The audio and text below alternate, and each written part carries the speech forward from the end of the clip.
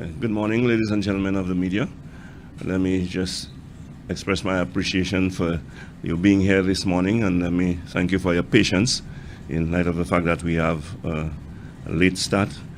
But I'm hoping that during the course of this press conference that we'll be joined by the leader of the opposition, who is currently detained at another meeting with the French ambassador. I'm hoping that he will get here before we are through, because ideally he was supposed to be spearheading this press conference this morning. However, I will take this opportunity to just speak briefly on some matters that are current. For example, the St. Jude's Hospital. And as we are aware, last week there was a sitting of the House of Assembly specifically to deal with, or primarily rather, to deal with laying of a report and the debating of that report at the House of Assembly. Unfortunately, our expectations were not met in terms of what it is that was revealed. Nothing or very little was revealed. Very little that is new was revealed in that House sitting. And some disturbing situations have arisen in the sense that despite all what was said, the government announced that they would be abandoning the construction of the new hospital and going back to the old site. However, they did not indicate what it would cost, what the estimate cost would be going back to that old site. They did not give us a projection as to how long it would take to complete construction. And that is significant in light of the fact that, this has been a protracted project since 2009, and the people of the South in particular have been waiting all this time, administration after administration, for the completion of this hospital. Bear in mind that there was this report that indicated that the new building that had commenced under the last UWP administration would take an additional 18 months to be completed, that is for the ground floor to be completed, so as to accommodate the transfer of patients from the stadium in Vieux-Fort, and that an additional 48 million would be required to complete that building. To date, we do not know that there is any approval as such from the DCA for what is going to transpire at the old site. We do not know how long the project is expected to last. We do not know the cost, the projected cost of that project. So these are all questions that should have been answered at that House sitting to satisfy the curiosity and interest of the general public. And so when I look at what is going on right now, we have to ask ourselves, how serious is this government, and whether, in fact, we are going to get this hospital in due time to ease the burden on not just the patients, but also the staff of the hospital. But talking about the hospital, while we are being told that this new hospital is going to take place, and like I said, what has been built so far at the new site amounted to about $118 million, and another 48 million will be required. So in all, an estimated, let's say, 160 million would be required to complete the new hospital. It was estimated that is prior to COVID and the global situation in terms of inflation, it was estimated to cost 178 million. Needless to say, if we were to pursue the construction, or not the construction, the repairs, because it is an old hospital, of that old hospital, it will cost us perhaps in excess of 200 million, given the increase in prices of construction material. I question the wisdom of that move, first and foremost, not only because of the exorbitant cost, but also given the fact that you have an existing structure that has many issues, as has been indicated in the reports. There are many snags, cost of which we do not know if they were to be addressed. There are limitations as well, because when you are refurbishing, you have to work around what already exists, as opposed to a new structure that was specifically designed for purpose, designed to be a hospital. And so we are spending more to get something that is substandard. And having abandoned the new hospital that was under construction, needless to say, we will go way past 18 months, which will prolong the period that St. Lucians, especially the people of the South, will have to wait before they can enter that hospital. But it doesn't appear that that is a concern of this present administration. It doesn't appear that cost is a concern. And talking about cost, I recall that investigation that has been commissioned for with Mr. Lindquist, when I requested of the Prime Minister that he provide the cost of the recommencement of the investigation, he did indicate that Mr. Lindquist would be on retainer, and if my memory serves me right, he said it will cost something in the region of $30,000. That is nebulous in itself. What we would like to know, we want definitive statements, we want clear-cut statements so as to let us know exactly what we are dealing with. What we would like to know is 30,000 what? Is it yen? Is it EC dollars? Is it US dollars? It makes a difference. Let us know. And when you say he's on retainer and you pay him $30,000, is it weekly? Is it monthly? Is it quarterly? Is it yearly? We need those details because it is our money that is being used for yet another investigation. And as I've said before, we know the history of investigations in Saint Lucia. Now, talking about this Robert Lindquist investigation, I recall in the last press conference, I indicated and named some of the subjects of the investigation, among which the names Honorable Stephenson King and Honorable Richard Frederick came up. Since then, they have been questioned by the media as to their involvement in that investigation, and both gentlemen denied being involved in the investigation. What is more telling is that the Prime Minister who heads the cabinet, who made the decision to recommence the investigation, and let us not forget that when it was originally commissioned in 2012, he was a part of that cabinet as well.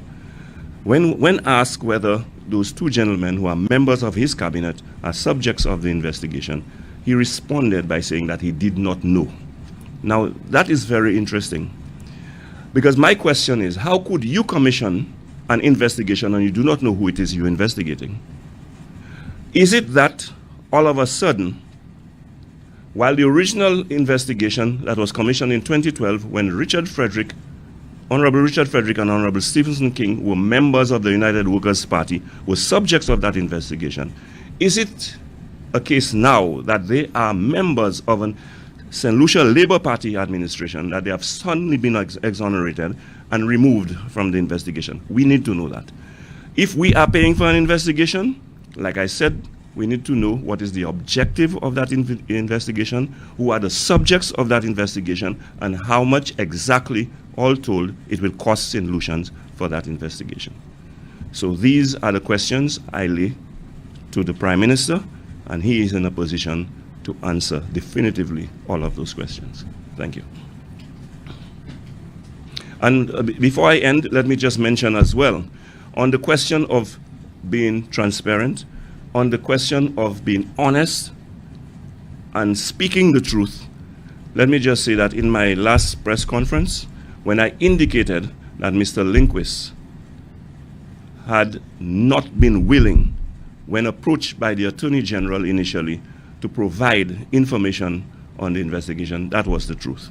I heard an HTS report that suggested otherwise, that seemingly suggested that I was being dishonest when I said so. It is in fact the case, and if you go back to the press conference, I indicated that back in 2017, the Attorney General, then Mr. Stephen Julian, approached Mr. Lindquist, contacted Mr. Lindquist, and he refused to cooperate. And it was only then that he, as our legal representative, sought legal representation in the United States to pursue Mr. Lindquist. And after being written by Garth Patterson, who was the attorney that represented us, he was written to by Mr. Garth Patterson. He then responded after being threatened with legal action and agreed to provide the information. So what I said is a fact, and that can be fact-checked by HCS if they so desire, by referring to the letter of November, I think it was November 2020, that was written to Mr. Lindquist, and that can also be verified with the Attorney General's office, who initially contacted Mr. Lindquist. I also want to indicate too that there seemed to have been a measure of confusion in that I stated that when we assumed office, we did not have any clue that that investigation was in progress. I stand by that statement. It is not that there was not an announcement made back in 2012 that that investigation would have commenced, but of course you would appreciate between 2012 and 2016, you had an intervening at least 4 years. And when we assumed office, we did not know where that investigation stood. No government official, and like I said in my interview, in my press conference, we were not officially informed of it. No government official informed us of it until a payment was made to Mr. Lindquist, and that is when the Prime Minister got wind of it, and we started to delve into the matter. So I just wanted to clarify those matters and set the record straight, because I, want to abide with our Prime Minister's advice, especially when it comes to people in public life, that they be honest. Thank you very much. Okay, you said the Prime Minister, well, in the House, there was no mention of the timeline for when that new construction will take place, but he did indicate to us outside that this thing would finish, or the SLP administration will deliver the hospital before this bill is over. That's what he said. Well, if I'm to consider what you just said there are at least more than 3.5 years left before the end of the term. And I'm saying that we were told that within 18 months it would have been completed. So are we saying that we're going for 3 years or 3.5 years as opposed to 18 years to get a hospital that is substandard, because it is going to be utilizing the footprint of an older building that has its issues, as is indicated in the many reports that have been written, and that we will not be getting a state-of-the-art hospital as we would have gotten from the new hospital that was being pursued by the UWP administration. You also mentioned that 2 of the buildings from what would have been constructed by the former administration would also be incorporated in what they're doing now. You also said that. Well, I'm happy to hear that. It's nice that he at least acknowledged that there were those 2 other buildings, and if I'm not mistaken, I think he's referring to the physiotherapy and dialysis buildings, which was not cited when they indicated the size of the new hospital, because I think they indicated that the new hospital would have been 1,500 or something, but in fact it is over 2,000 square feet. Okay, so I think it's good that they acknowledge and recognize that they can be utilized, but I think if they review their decision, they would realize too that there'll be merit in utilizing the building that they refer to as the box, the new building. And by the way, my observation is that modern day technology, when it comes to designs, there are a lot of boxes being designed. So the point is that it is fit for purpose, designed specifically as a modern hospital, and that I think is what St. Lucians deserve and is more befitting of the people of the south of St. Lucia. At the same time, we would be realizing some cost savings if we were to pursue that building. You were the former MP for Grizzly. There's a problem with the roads up in that constituency. Your thoughts about what's happening? I know announcements have been made by both the current MP, the infrastructure minister, that they will be undertaking projects, except for the road rehabilitation. I think they would be undertaking some other road rehabilitation projects. Well, I mean, you would recall that during our tenure, we had a very ambitious road rehabilitation program. Grosley, no exception. I mean, we had a record number, I can say so proudly as a past parliamentary representative, we had a record number of roads being rehabilitated in the last 5 years in Grosley, and that program was due to continue had we succeeded in returning to office. It is unfortunate that some of the roads that were already under construction, the construction was terminated. Ask me, I do not know why. It is unfortunate that the program that we had put in place is not being pursued, because you would recall that road construction is very costly, but you would remember that during our tenure, we had put in place a levy, so to speak, on gas that was specifically directed at road repairs. And with that source of revenue, with that revenue stream, it was our intention to ensure that not only that we maintain, repair, and build highways, but even the back roads would have been upgraded and maintained. And I think they would do well, this current administration, to follow that blueprint.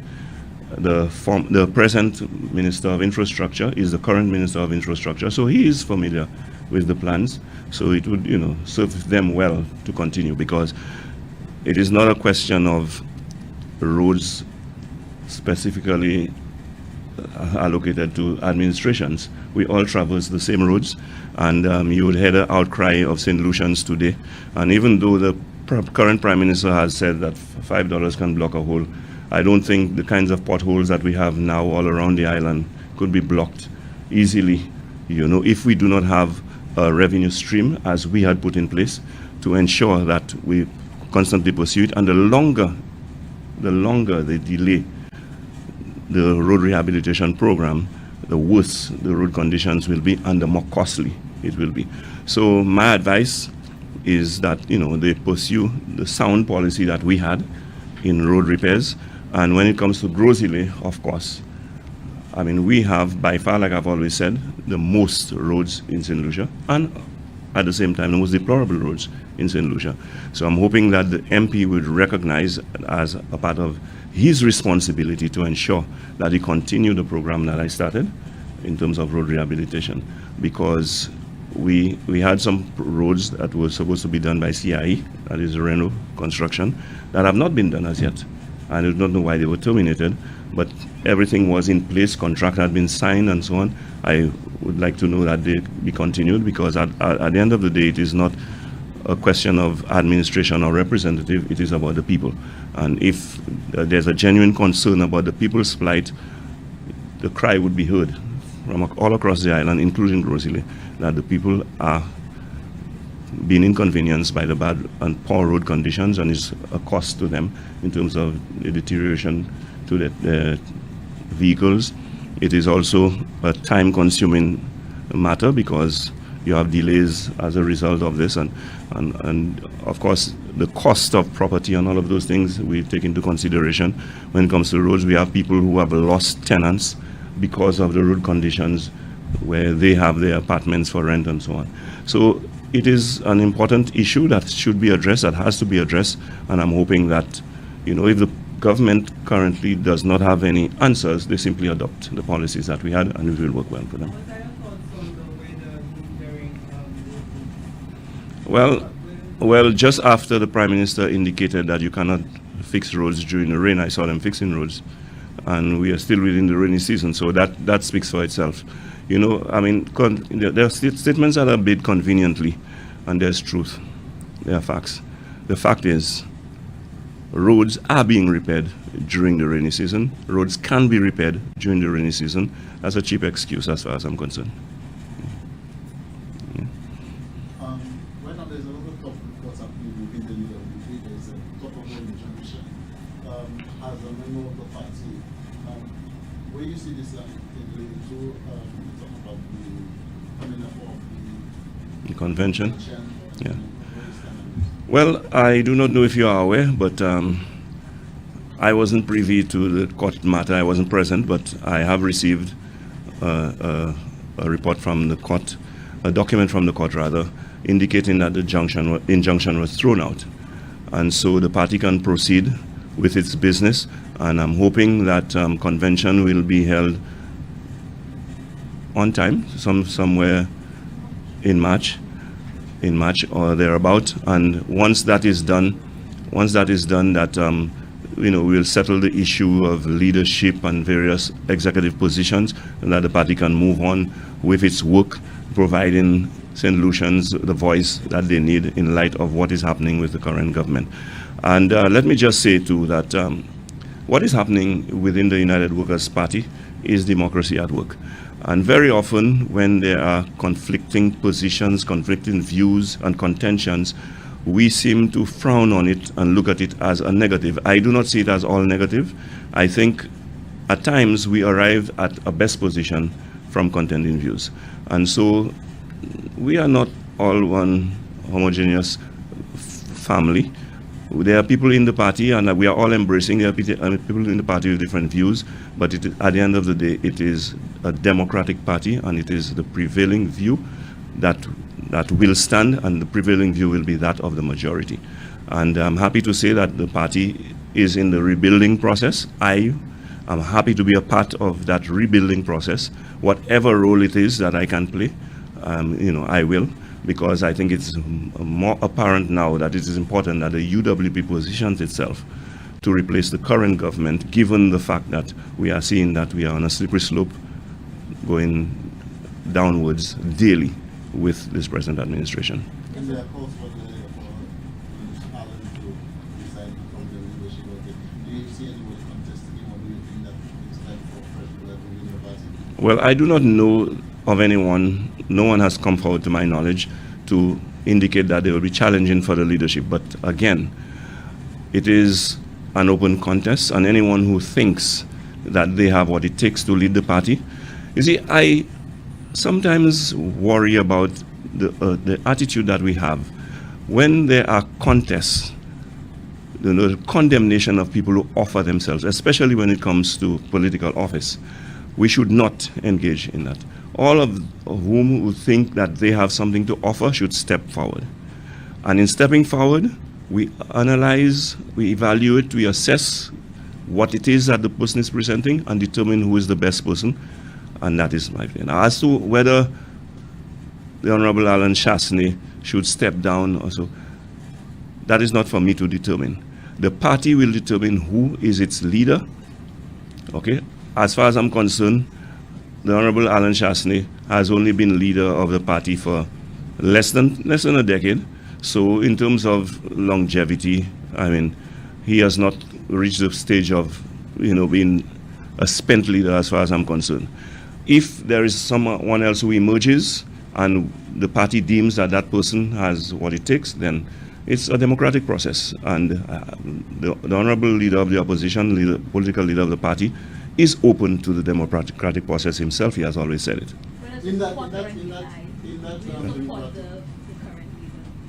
Do I support the current leader? Yes, I do. And let me just explain to you my position.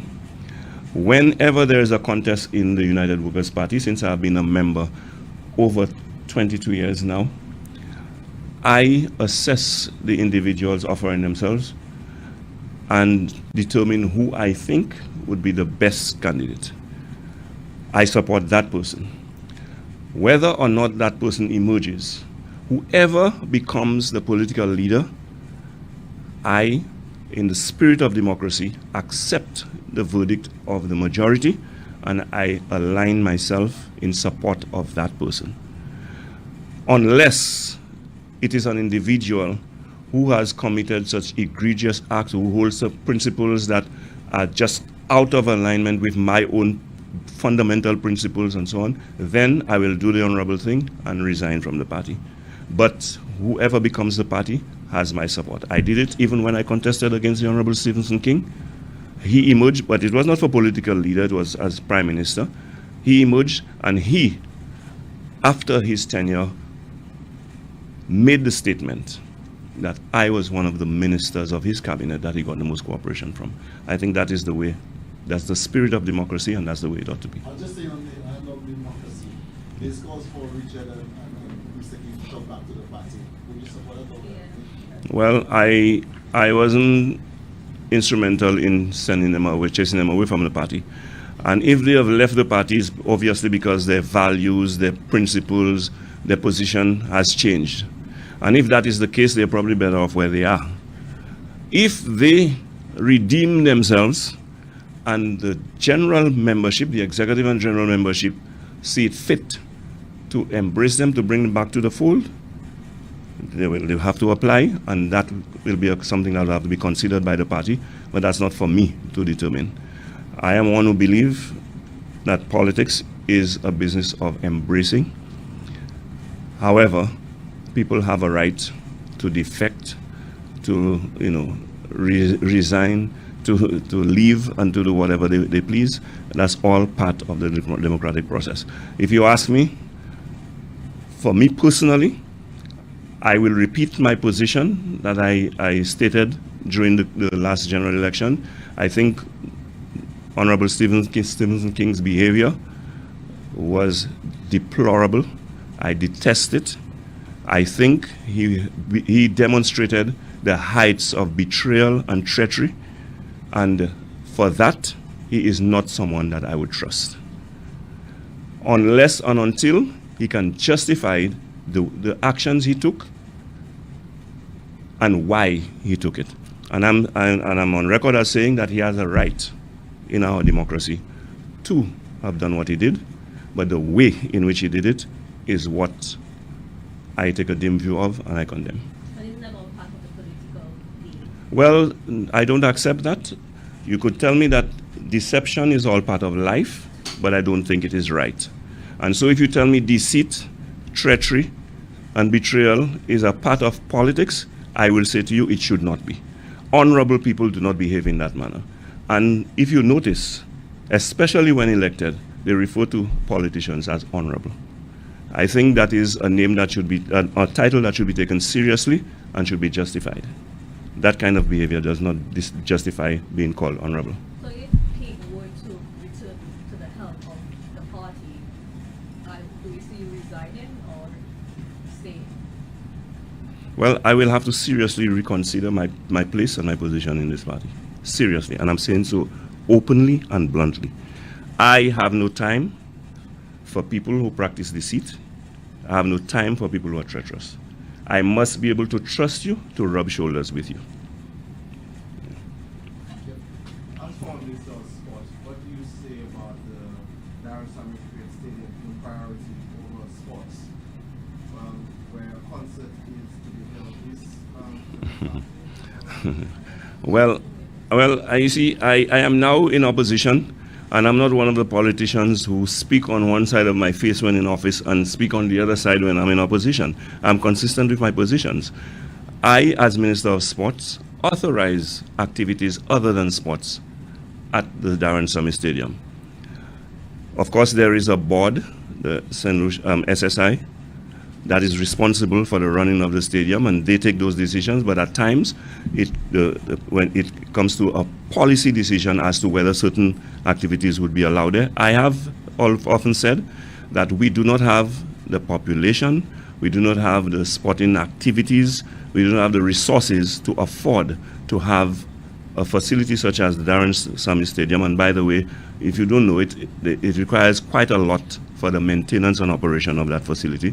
We do not have the resources to have it exclusively designated to cricket, which does not bring in the kind of resources that the facility requires.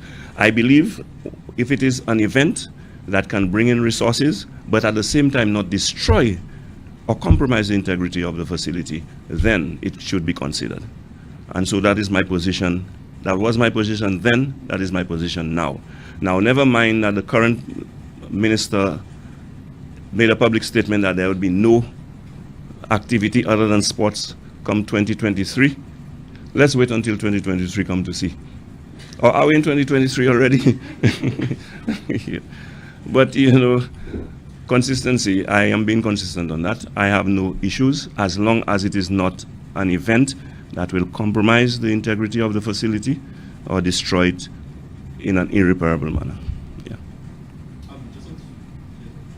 Just on Tuesday, we saw the launching of Jazz. I know some of your colleagues had some reservations about the government's return to the more grander celebrations. I just wanted to know if you have any thoughts on that decision and what do you think? Well, as a party lover myself, I will tell you I like a good party.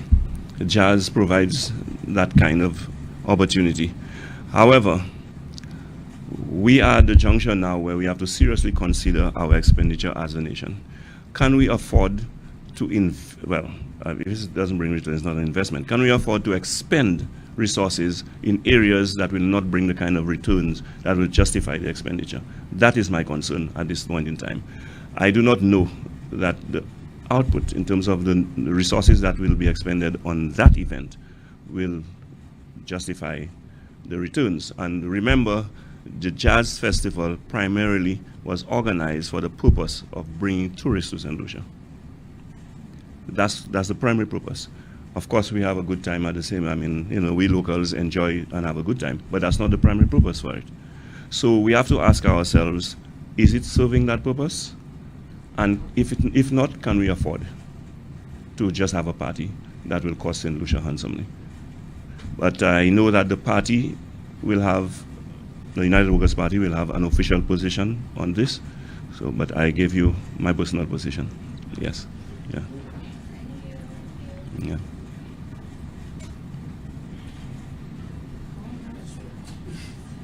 Thank you very much.